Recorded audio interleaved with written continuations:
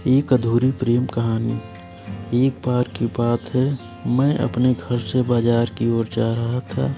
मेरे घर से बाज़ार तक जाने के रास्ते में काफ़ी सुनसान रास्ता पड़ता था। कुछ दूर के रास्ते में कोई भी नहीं रहा करता था। मैं रोज़ इसी रास्ते से बाज़ार जाया करता था। आज भी मैं इसी रास्ते से बाज़ार जा रहा था। मुझे रास्ते में एक लड़की मिली जो बहुत ही डरी हुई थी। उसे डरा हुआ देख मैं उसके पास गया और पूछा, क्या हुआ, तुम डरी हुई क्यों हो? लड़की ने कुछ लड़कों के ओर इशारा किया। मैं समझ गया। मैं अपने साथ उस लड़की को लेकर उन लड़कों के पास गया। मैं उन लड़कों को कहा, क्या तुम्हें शर्म नहीं आता है? काफ़ी कुछ कहने के बाद उन लड़कों को अपनी गलती का एहसास हुआ। उन्होंने लड़की से क्षमा मांगा। फिर मैं बाज़ार की ओर जाने लगा।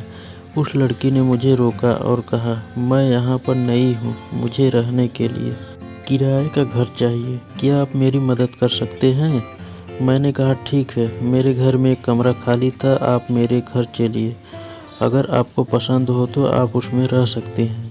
अगर आपको पसंद ना आए तो मैं आपको दूसरा घर भी दिखा सकता हूँ। अब वह लड़की और मैं घर की ओर चल पड़े। रास्ते में मैं कुछ भी बोल नहीं पा रहा था।